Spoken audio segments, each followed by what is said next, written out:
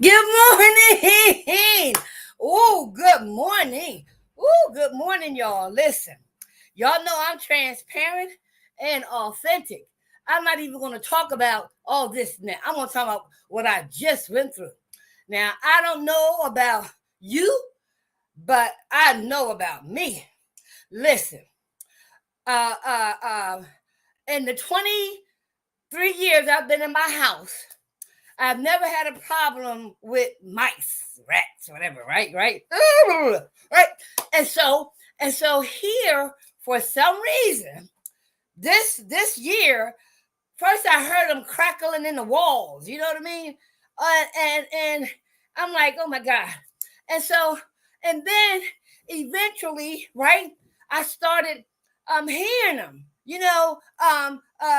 Like hey, yeah, like that, right? And then I saw the little itsy bitsy babies, right, coming out my stove. I was like, oh my God, oh my God. Listen, y'all, I am transparent. I don't do mice. I definitely don't do rats. However, so anyway, so I went and ordered this and ordered that and ordered this and put the lights in and put the I don't do traps. Put the packets in and right, and then I went and spent $60 on these little pouches, whatever. And so I started putting them around. And so for the first time, because listen, when I hear them, I go to another room. I got 4 bedrooms in this house, and when I hear them, I go right. So I'm just letting y'all know how transparent and authentic I am. I don't do them right, and so last night, because I made my living room my suite, right. So I go downstairs in my den, and I go to sleep, right. I come up this morning, and I'm moving things around, and I see a dead mice. Ooh, oh my God! I started script. Listen, y'all. I don't care what y'all. I don't care what you say. I don't care. That's you. That's not me. I started freaking out, screaming, right? And so I did. I called my son. He didn't answer. I called him again. I even called Ebony, right? Because he was talking about it yesterday. She didn't answer. And I'm like, I mean, so anyway, and he's like this. Oh my God, right? And so I said, I know what I'm gonna do. I said, I know what I'm gonna do. I'm gonna say when the trash man come, listen, where's my money? Where I'm gonna give him $20 to pick up this doggone mice, right? And so I was getting ready to come on live, right? And I heard the trash truck, right? And I couldn't find my purse. So I run downstairs and I said,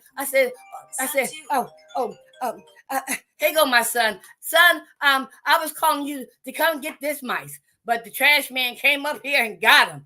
Oh my God. I'm on my podcast now. I'll call you back. Love you. Bye. and so I couldn't find my purse. So I go downstairs and I go outside and I said, listen. Can you go upstairs and get this mice off my floor? And the guy was like, where is he? I was like, upstairs. So I said, can you just pick him up in the trap? So the one guy said, I don't do mice either. So he said, what your John does. So I said, please. I said, yeah, come on. So he went upstairs, right? And so I said, where's he at? Under the bed, right? So he said, oh, he big. So I said, I don't care. Just get rid of that sucker, right? And so he scrambled and then he got rid of it. And I'm just like, oh, thank you so much. When I see you, I'm going to reward you. So, good morning. See, you have to get it off your chest. You cannot fake. You cannot put on masks like everything is all right. Hell to the no. It was not all right when I found that sucker laying in my living room like this. Oh, no. So I'm going to calm down now that the problem is solved and I don't have to act like that sucker is right next door in the next room. And I'm going to say, good morning to you. Good morning. And how do you do? Good morning to you. Good morning. And God loves you. Woo. He may love that mice too, but guess what? Not me. So thank God that he is who he is. and he is the creator of all things. And as a human being, some of us have, like, fetishes, and some of us have paranoia, some of us have some issues, and that's why this program, Free to Hope, will help us to unravel those things. Now, will I ever get over the mouse issue? I don't even want to. See, that's how stubborn we can be. So anyway, I'm glad that God woke you up this morning, and he woke me up this morning.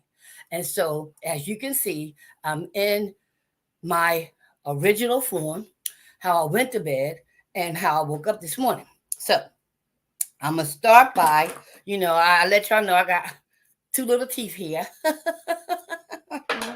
And I put in my dentures, okay?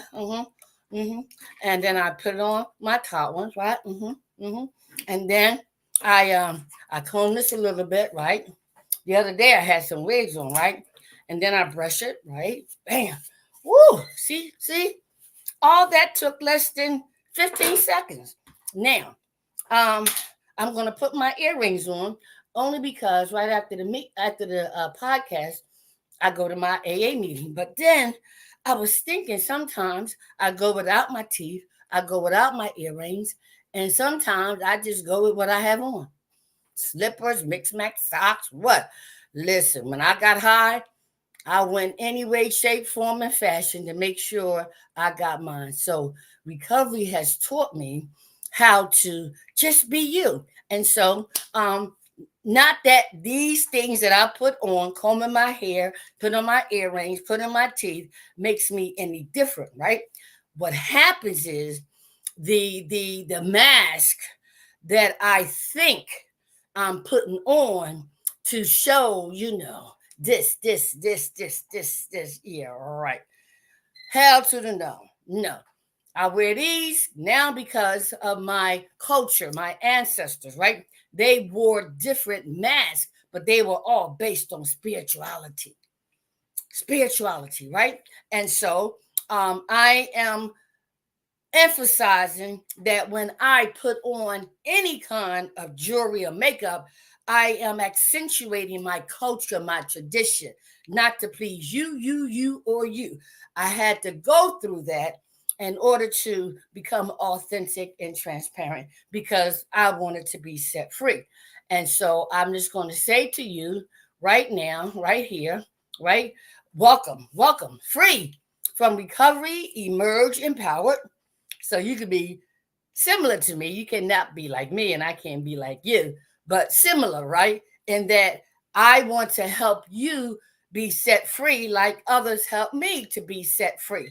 From recovery, we have emerged in power. Listen, my microwave is going off, and they're telling me my coffee is ready. So don't hold your breath. But I mean, you can hold your breath if you can hold it for like 5 seconds. 1, 2, 3, 4, 5. I'm back. Okay. And so I want to be able to share with you how being set free from recovery, I've emerged empowered, obviously, which is why I can sit before you just the way I am to give you hope, help others prosper equally. Okay. So this is what this podcast has been for a number of years, really. But I resumed it on January the 1st because my God that I know now is preparing me to walk in some other steps that he ordered. And I am so excited.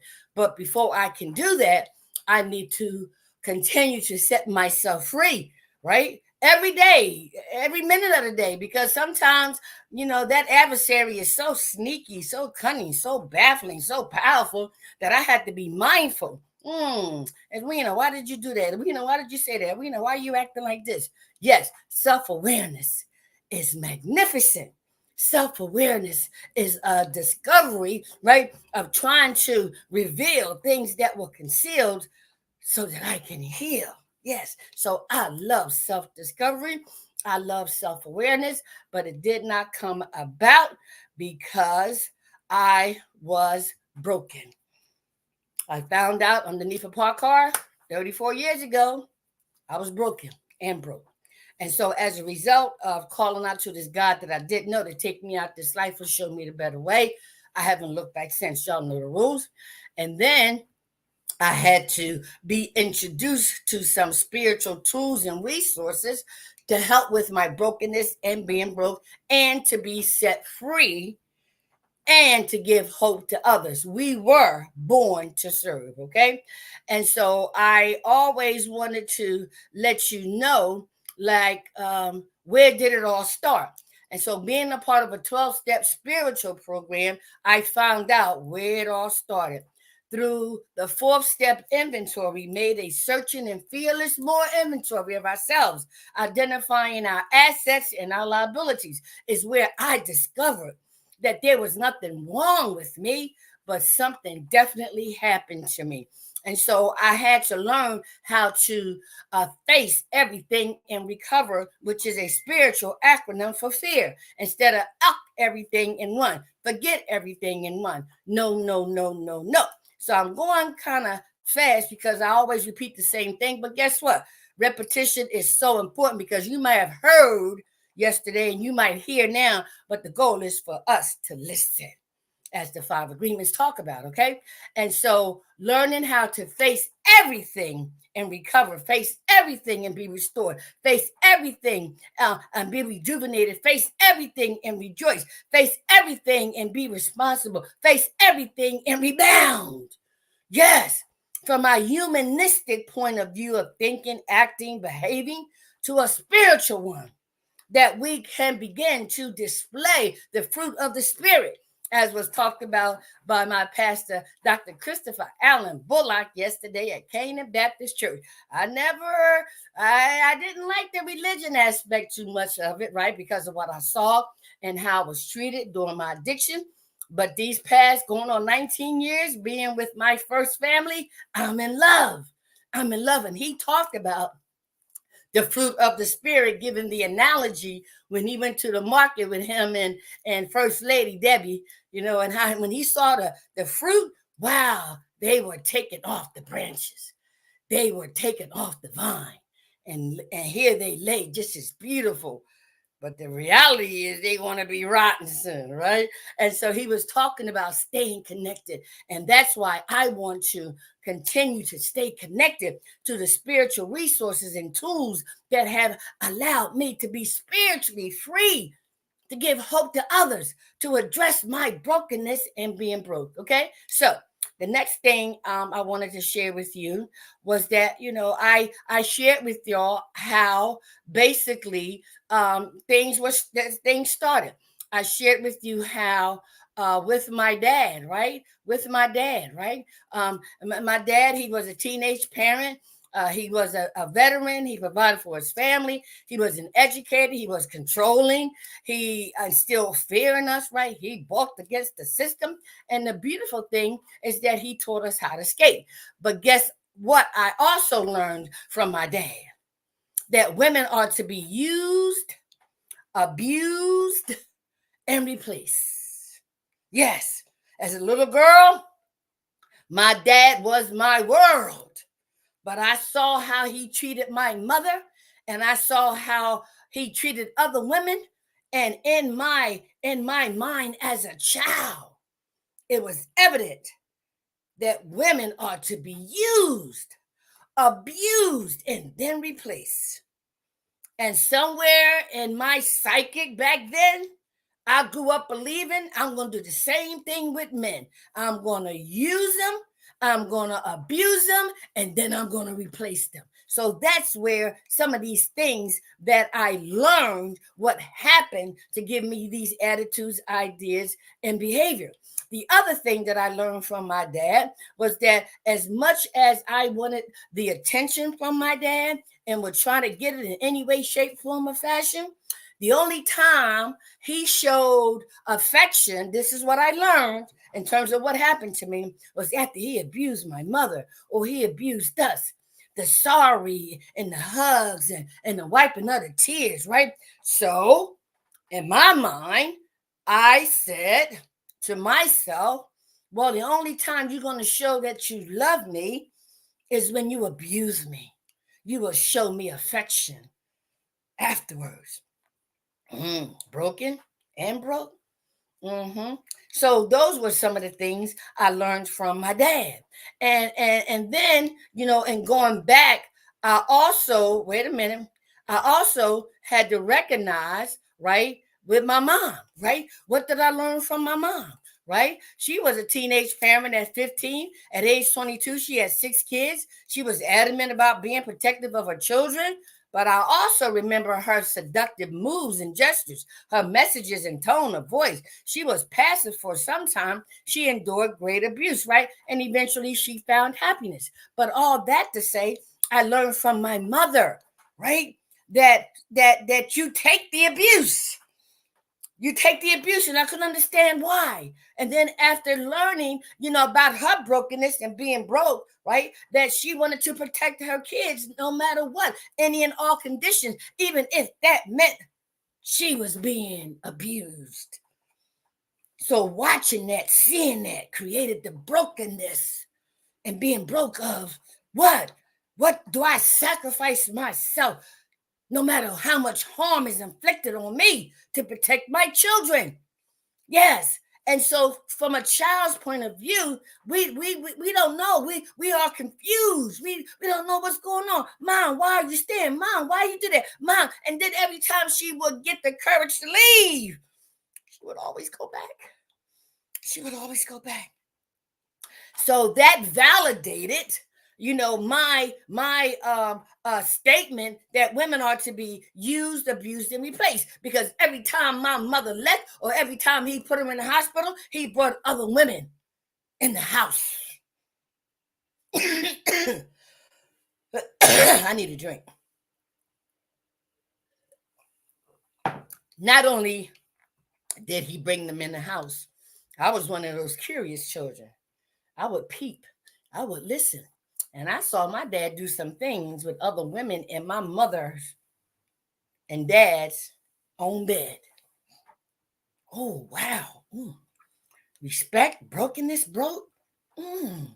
So you see what I mean by going back into our own history to find out there's nothing wrong with me, but there's something that happened to me that created these attitudes, these ideas, and behaviors. And guess what, y'all? Guess what? Guess what? Guess what? Years later of secrets, years later of keeping things in the dark, years later of keeping things concealed, right? Guess what I learned? Woo, Lord have mercy.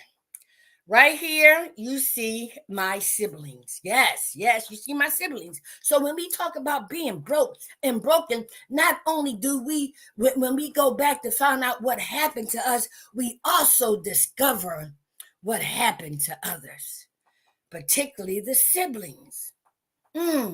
If you look at this picture, right? Yeah, if you look at this picture, let me put it way up there. If you look at this picture, you will see that my mother in the white and my sister on the front row middle look just alike. The other 5 of us resemble one another. And we would always, wonder why she looked different. And my mom would tell us these things and tell us these stories, and she looks like this and she resembles that. And But the truth of the matter was, she wasn't my dad's child. She had been raped by her stepdad, because we found out that my mom and my dad were adopted, not legally. But my mom was raped while my dad was in the army at 16, 17 years old. And so when I go back to my brokenness and being broke and unraveling not just what happened to me, but what happened to my parents, what happened to my siblings. And so as a result, right, years later, we found out my dad took revenge against my mother by having this child. Nobody knew though. But my dad at a young age planted the seed that I don't respect any woman, not even my mother, because she gave me away. And because my dad sought revenge on my mother, the seed was planted in him. I don't know what had happened, but my sister was incested by my dad from the time she was 7. 7 until she was 21. Could you imagine? Could you fathom? And guess what? It goes on around the world. It is one of the ills, which is why we can't understand why we have these negative attitudes, ideas, behaviors, why we have all these defenses, why we are so on guard, right? Because something happened. I can't even fathom what my sister went through at 7. How he concocted an idea of whatever until she was 21 and had a child who I thought was my niece, and she is also my sister. So you see, when we talk about going back to find out how we became broken and broke, I know I'm touching some areas in your life. I know. And I'm not going to say I don't mean to, but I do mean to, because I needed to, just like you, get in tune with our brokenness and being broke and find out what happened so that we can be set free from recovery. We want to emerge empowered. And once we utilize spiritual tools and apply them and practice them, we begin to heal to the point where we can give hope to others, help others prosper equally, who have gone through, is going through, will go through similar situations. Because when it comes to man, there is nothing new under the sun. Nothing.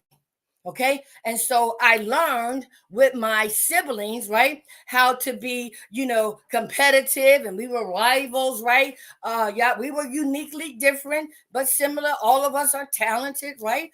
We were protective of each other. We was paired off, right? We were unified. But let somebody mess with one of my siblings, or they mess with me, watch out. We were called the Halls family right there on 22nd and Lehigh. Bishop George E. Gibson II, he remembers. Oh, he remembers the Hall family, right? And this one guy was a pin fruit right there, 22nd and Lehigh. And my baby brother used to go in and get money by packing bags, right? And so one time somebody robbed him.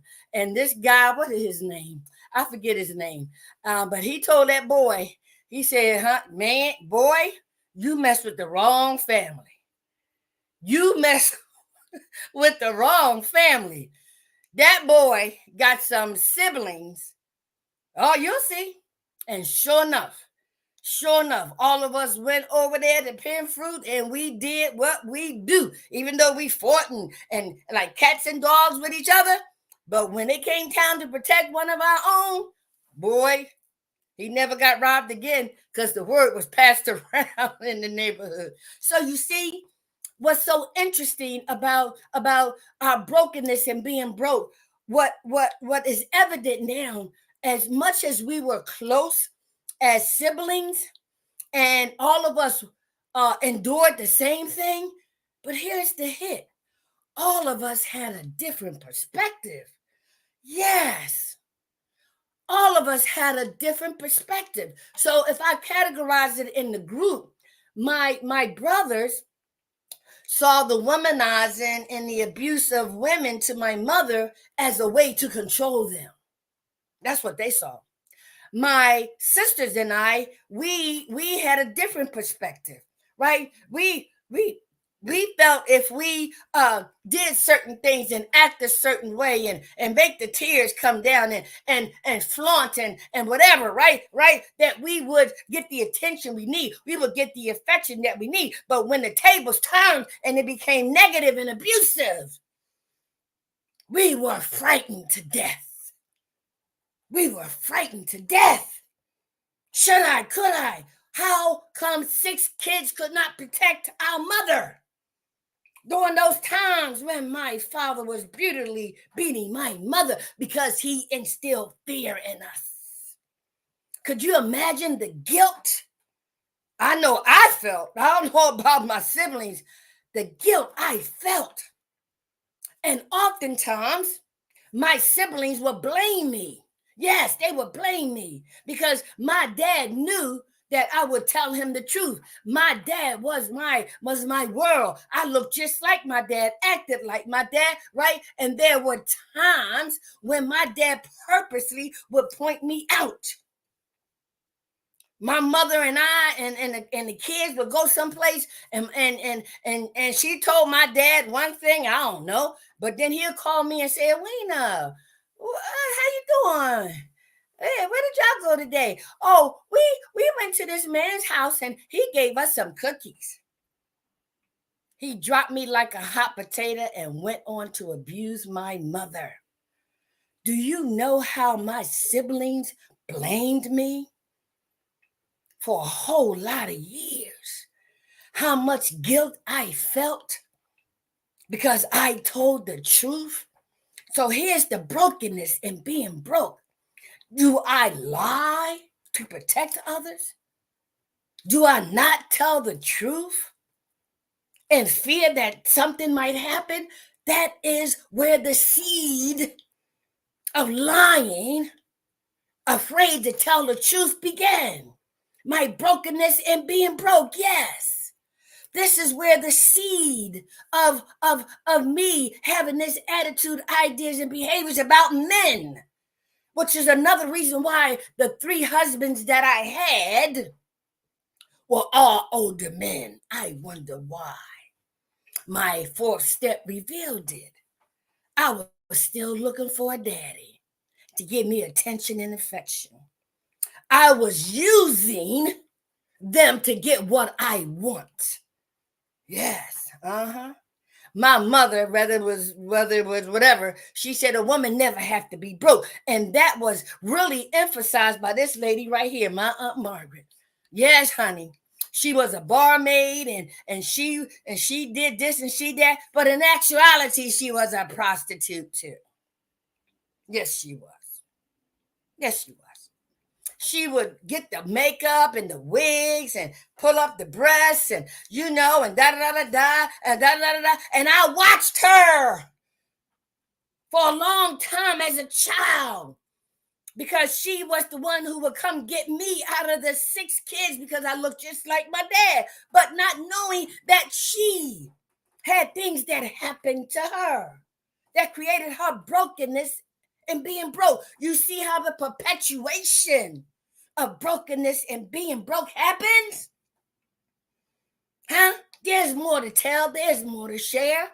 Okay? But I'm just giving you an idea of why I've been prepared, why I was selected to be in front of you as transparent and authentic as I possibly can be. Because my brokenness and being broke put me underneath that parked car 34 years ago at the age of 34. And so I needed to do something in terms of being set free, right? So through my 12-step spiritual program, now the 5 agreements, right? And now the revival, the spiritual revival hour, and Dr. Sonia of P3 University, right? I am continuously learning that I'm still broken. And I'm broke, but I have no fear now of discovering what happened. Yes, I have no fear. But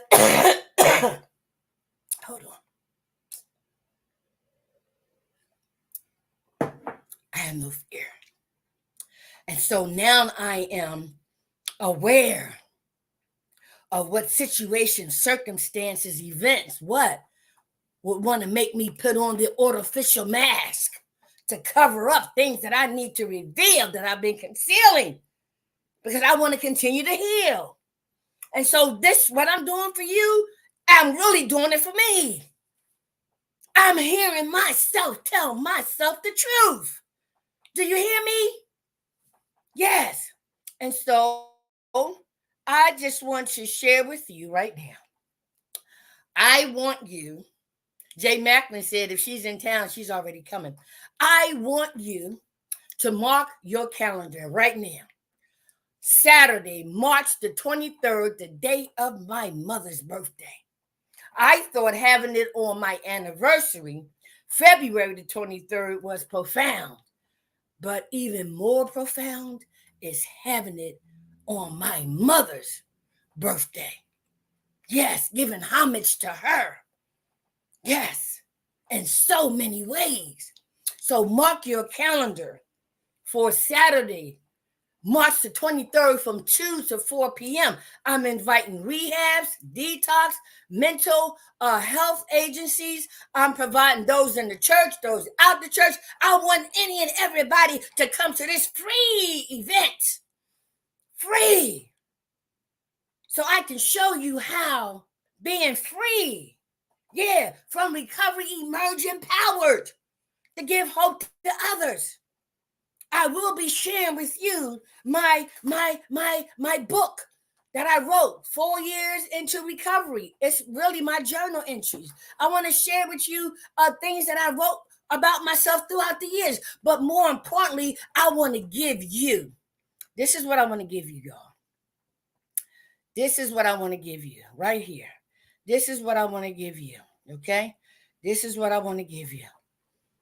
The spiritual tools and resources that was divinely and destined for me to find out about, to embrace, to learn.